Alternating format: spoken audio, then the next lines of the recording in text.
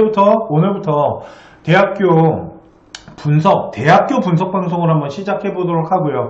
오늘 첫 번째 방송은 바로 성균관대, 서강대, 한양대학교 방송을 해드리고, 이거 끝나면 바로 1대1 상담을 해드리도록 하겠습니다. 자, 그러면 지금부터 시작해 보도록 하겠습니다. 출발! 자, 어딨니? 자, 첫 번째 봐야 될 대학교는 바로 성균관대학교입니다. 그리고 오늘 그 대학교 이제 그 예측 점수를 한번 보여드릴게요. 네, 대학교별로 환산 점수를 다 돌려봤어요. 제가 밤새도록 계산기를 다 두들겨갖고 대략적인 환산 점수를 다 해봤거든요. 그래서 오늘 성균관대학교랑 서강대학교 그리고 한양대학교 대학교가 말하는 그 대학별 환산 점수를, 예측 점수를 좀 보여드리도록 하고요. 오늘 첫 번째 시간은 일단 성균관대학교부터 시작하도록 하겠습니다. 성균관대학교는 일단 가군과 나군에서 선발을 하고 있고요. 인문계와 자연계, 그리고 오늘은 미술이랑 디자인 그리고 스포츠과학은 좀 빼놓고 가도록 할게요. 보편적인 인문계와 자연계만 좀 보도록 하고요. 자, 문과 같은 경우는 국어에 대한 비중이 40% 정도 되고, 수학 가나영 40%인데 보세요. 원래 문과 애들은 나영을 봐야 되는데 가영을 넣어주겠다라는 건 교차 지원이 되는구나 라고 보시면 돼요. 그리고 과탐이 포함되는 걸로 봐서 이과 학생이 어디도 지원이 가능하냐면 문과로도 지원이 가능한데, 솔직히 이렇게 교차하는 거 쉽지 않다. 어디는 성균관대학교는. 왜 그러냐면 성균관대학교는 자연계보다 문과 아이들이 환산 점수가 훨씬 높게 형성이 되고, 요번에 수가영이 어려웠기 때문에 가능하면 문과 쪽으로 안 넘어오는 게 유리하세요. 왜 그러냐면 수가영보다 지금 표점이 되게 높게 형성될 거기 때문에 요번에 이과 학생이 문과로 교차하는 거는 그렇게 쉬워 보이지 않는다라고 보셔야 되고요. 자, 자연계 같은 경우는 역시 국어 비중이 좀 낮고요. 수학 비중과 과탐 비중이 높다라고 보시면 됩니다. 그리고 영어는 다 가산점으로 가는 거예요. 그냥 성균관대학교는 1등급 때 돼야지 집어넣을 수 있다라고 보시면 될 것 같고요.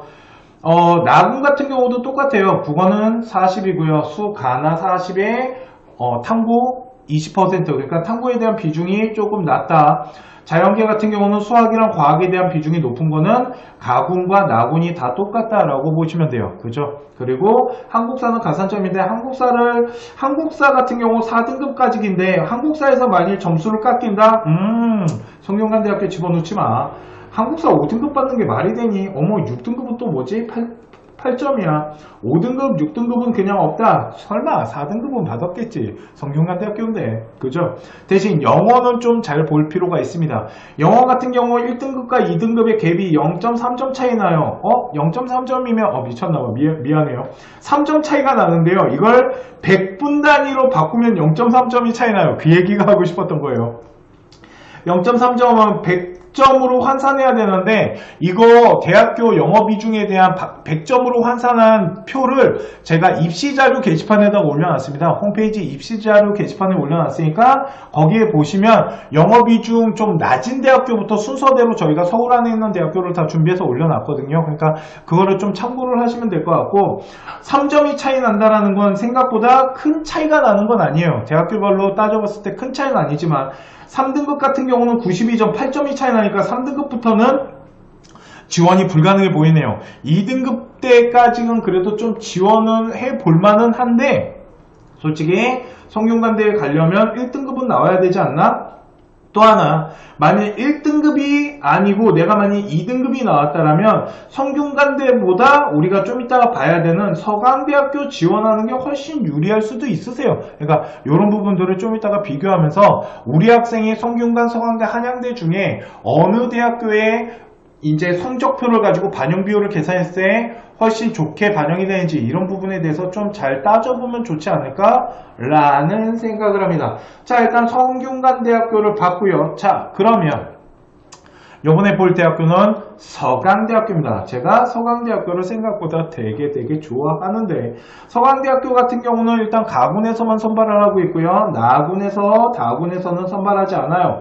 자, 이 얘기는 자, 연세대학교랑 고려대학교가 있는데 연세대 고려대학교가 나군이에요. 그죠? 여기에서 이렇게 내려오는 아이들을 받을 수 있는데, 보통은 대학교들이 아까 성균관대학교 보면 성균관대학교 같은 경우는 성대는 가군과 나군으로 되어 있잖아요. 그렇기 때문에 가군은 연대 고대 아이들이 내려오는 라인이고, 나군 같은 경우는 성균관에서 시작되는 아이들이에요. 그래서 성균관이 도전권인 아이들이 집어넣게 되고, 성균관에 대한 어떤 충성심을 좀 가져가는 군이 형성됐다라면, 요번에 성황대학교 같은 경우는 나군이 없다 보니까 당연히 어떤 충성심이라는 것보다는 좀 대학교에서 좀 빠져나오는 아이들, 이런 아이들을 좀 받는 요런 라인이 형성되어 있고, 성균관대 나군 집어넣은 아이가 당연히 서강대학교 가군을 집어넣을 수도 있겠죠. 대신 계산기를 두들겼을 때 우리 아이한테 유리하게 반영이 돼야 돼요. 자, 그러면 어떻게 뽑을까요? 대학교 영역별, 과목별 가중치를 보면 국어 같은 경우는 35%를 뽑고 있고요. 수학 같은 경우 45.2%예요. 엄청 많이 본다라고 보셔야 되고요. 그리고 알다시피 탐구를 서강대학교에서는 탐구에 대한 비중이 가장 낮습니다. 탐구에 대한 비중이 19.3%인데 0.6, 19.3%다 보니까 탐구가 좀 약한 아이들, 내가 수학을 더럽게 잘 봤는데 과탐을 좀 못 봤다, 내가 수학 나영은 엄청나게 요번에 표점이 높은데 만약 사회가 조금 한 3등급대가 형성됐다 이랬을 때는 서강대학교에 도전 고고고 하면 됩니다. 자, 그런데 또 하나가 있어요. 영어인데 영어 같은 경우 보시면은 2등급이 1점밖에 차이가 안 나요. 이거를 100점으로 환산하면 아까 말했지만 0.1밖에 차이가 안 나기 때문에 영어에 대한 비중이 엄청나게 낮은 학교가 고려대학교 라인으로 연결되는 서강대학교가 있다라고 보시면 되고요. 그래서 서강대학교 같은 경우는 특징이 뭐냐면, 우리 아이가 영어 등급이 2등급이 나오거나 3등급이 나왔는데 탐구가 좀 약하다. 야, 솔직히 영어 3등급 나왔는데 탐구마저도 약하면 서강대에는 안 넣었으면 좋겠는데, 만일 탐구가 좀 약한데 영어가 2등급이 나왔다 그러면 서강대학교 계산기 두들기는 게 1순위다 라고 보시면 될 것 같고요. 또 하나, 서강대학교의 진짜 큰 특징 중에 하나가 뭐냐면요, 이놈의 서강대학교가 문과와 이과 선발을 구분하지 않아요. 그래서 문과 이과가 그냥 교차가 되는데, 이거는 그냥 교차도 아니고요, 그냥 문이과 선발에 대한 기준 자체가 아예 없어요. 그래서 제가 이렇게 시행이 됐을 때 제가 무슨 얘기를 했냐면요, 문과가 있고 이과가 있으면 대략적으로 문과가 성적대가 높이 나오는 게 당연한 거예요. 대학교가 보통이 그랬거든요. 그런데 서강대학교 같은 경우는 수학에 대한 비중이 높은 데다가 요번에 수가형 같은 경우 서강대학교는 10%라는 가산점을 때려요. 그러면 이과 아이가 수가형을 보고 10% 가산점을 맞았어요. 근데 만일 수가 본 아이를 이길 수 있는 게 생각보다 쉽지가 않아요. 이러면 요번에는, 작년에는 수나형이 되게 어렵게 출제되고 이게 높고 여기가 좀 쉽게 나왔기 때문에 쉽게 나온 표점에 가산점 두들겨 맞고 대학교를 지원하면, 문과로 지원을 하거나 이과로 지원했을 때 아이들이 수나형 아이들과 부딪혔을 때 문과를 하는 게 훨씬 유리할 수 있습니다.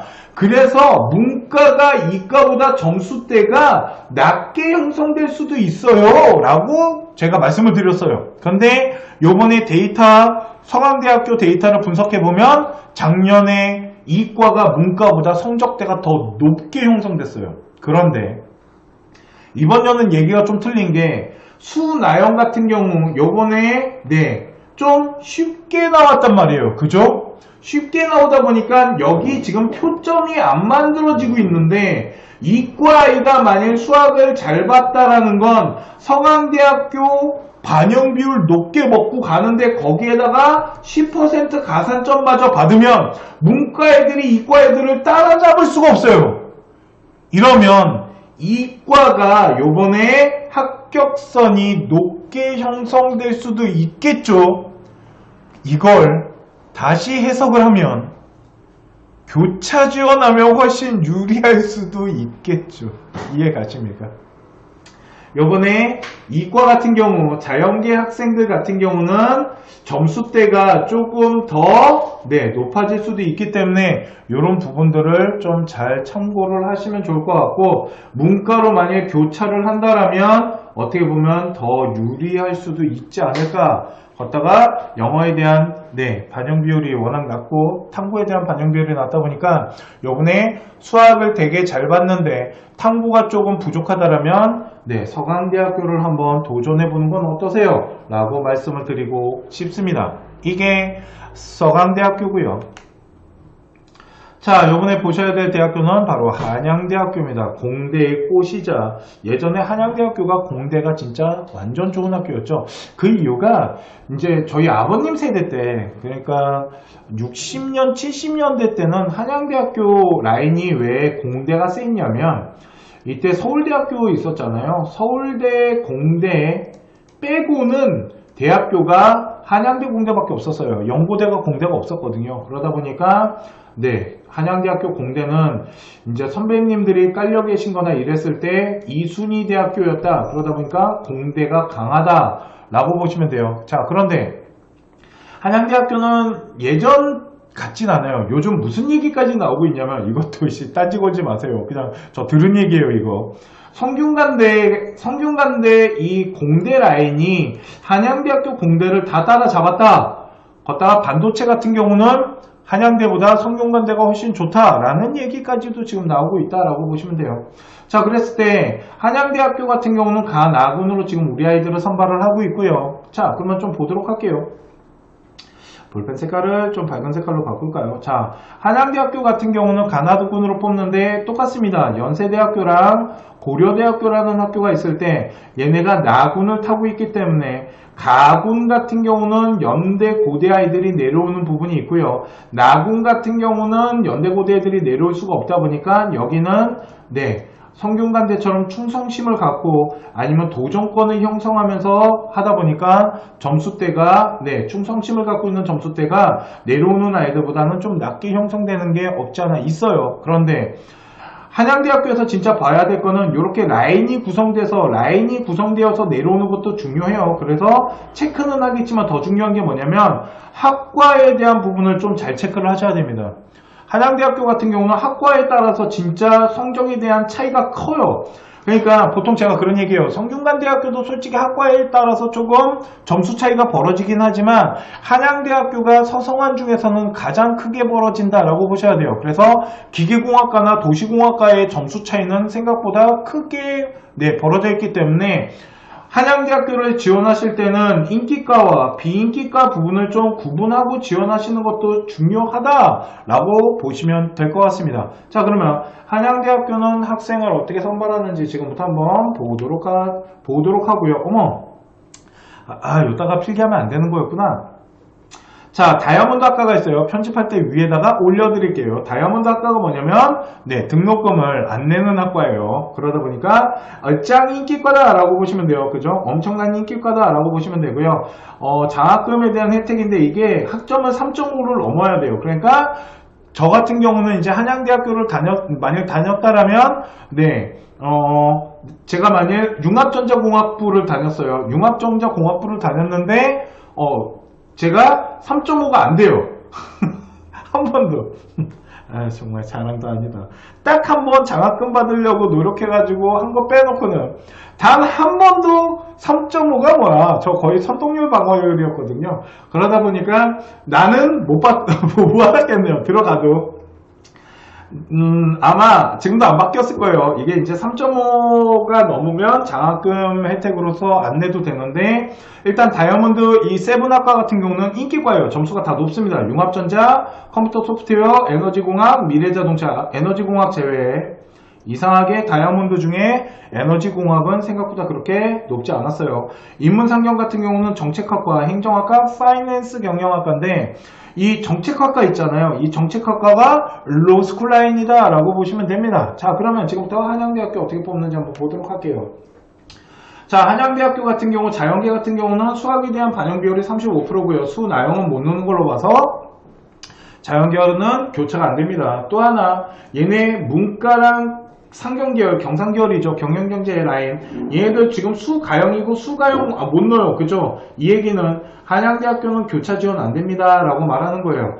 그리고 영어에 대한 비중이 10 정도 되고요. 탐구에 대한 부분인데 자연계열 같은 경우 과탐에 대한 비중이 엄청나게 높게 형성되는 거 보이시죠? 그래서 영어랑 과탐에 대한 비중이 높다라고 보시면 되고요. 문과 같은 경우는 수학에 대한 비중이 높아요. 그러니까 수나영을 좀 잘 봤다라면 미쳤나봐. 죄송해요. 경상계열 같은 경우 40%잖아요. 10%가 더 높기 때문에 경상계 경영경제는 제가 학생부 종합전형 얘기할 때도 말씀드리지만 수학 잘하는 아이들 좋아해요. 전공학업이고 그렇기 때문에 수학을 잘 보는 학생이라면은 수나영을 통해서 상경계열로 집어넣는 것도 중요하다라고 보시면 되고요.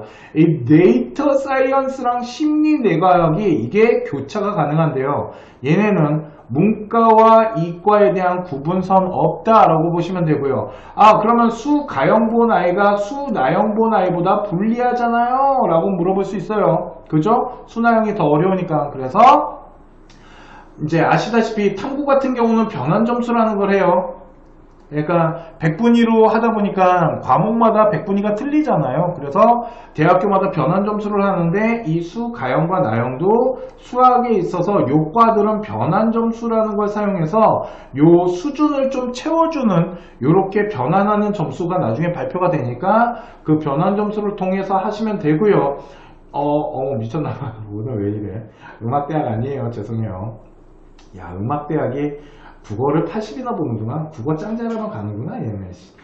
그래서 데이터 사이언스나 심리뇌과학 같은 경우는 좀 인기과인데다가 교차가 가능하고 문이과에 대한 구분이 없고 수가형과 나형 같은 경우는 변환 점수로 해서 뽑는다 라고 보시면 되고 사탐을 보거나 과탐을 보거나 상관없어요. 그래서 사탐을 잘 보고 수나형을 잘 보고 국어를 본 문과 학생도 충분히 지원이 가능하다 라고 보시면 됩니다. 그리고 탐구 변환 점수는 나중에 다시 보도록 할게요.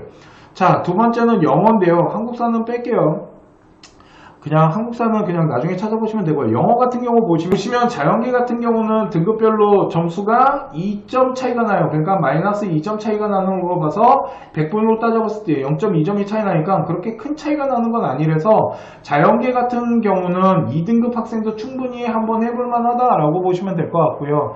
대신 인문계나 상경계열 애들 예체능 같은 경우는 영어에 대한 부분이 마이너스 4, 0.4 차이가 나요. 100분위로 봤을 때. 그러다 보니까 생각보다 그러니까 플러스 4점이 차이 난다는 건 생각보다 좀 점수차가 나는 겁니다. 그래서 한양대학교 같은 경우는 문과 아이들 같은 경우 2등급 아이들이 지원하는 거는 그렇게 쉬워 보이진 않고요. 자연계 같은 경우는 2등급 학생들도 충분히 2등급 아이들이 도전권을 형성해서 지원하는 것도 해볼만 하다라는 게 한양대학교다라고 보시면 될 것 같아요. 자, 지금까지가 성균관대, 서강대, 한양대학교에 대해서 3개 서성한이라는 이 대학교에 대해서 분석을 해드린 거고요. 성균관대학교랑 서강대학교, 한양대학교 같은 경우 아이들이 어떻게 군 형성을 하고 어떻게 나오는지에 대해서 좀 볼게요. 먼저 성균관대학교는 가군과 나군으로 나눠져 있습니다. 그죠? 그래서 가군에는 사회과학이나 다 집어넣은 거 아닙니다. 칸이 모자라서 다 안 집어넣었어요. 나중에 찾아보세요.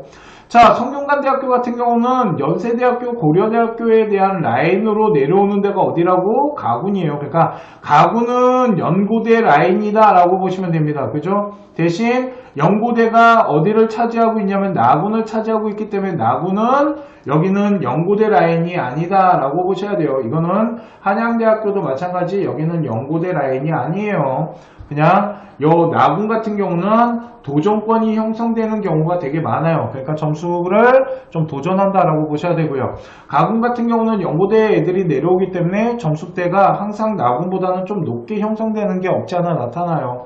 자, 그러면 성균관대학교를 도전권으로 잡았을 때 아니면 우리 아이가 성균관대학교가 좀 점수대가 형성이 된다라면 굳이 대학교 레벨을 더 밑으로 낮추기보다는 성균관과 한양대학교와 이 서강대학교에 대해서 우리 표준 점수나 이런 표점을 가지고 예측 데이터를 만들어내 본 다음에 어디가 조금 더 유리한지, 그러면 만약에 우리 아이가 아까 말했지만 영어에 대한 등급이 좀 부족해갖고 서강대학교를 지원한다면 성균관대학교를 도전하는 것도 하나의 방법이 될 수는 있잖아요. 그렇기 때문에 요 세 개 대학교에서 몇 장의 카드, 두 장의 카드를 쓰고 나머지 다군에서 안정권을 찾기 위해서 노력하는데 이게 이제 결국은 중앙될 텐데, 그래서 중앙대학교 같은 경우는 잘 계산기를 두들겨서 진짜 안정권이 형성되는지를 잘 봐야겠죠. 그래서 요런 라인으로 성균관과 서강대, 한양대학교를 다 같이 지원을 할 수 있는 이렇게 두 장 정도의 카드를 사용할 수는 있다라고 보시면 되고요.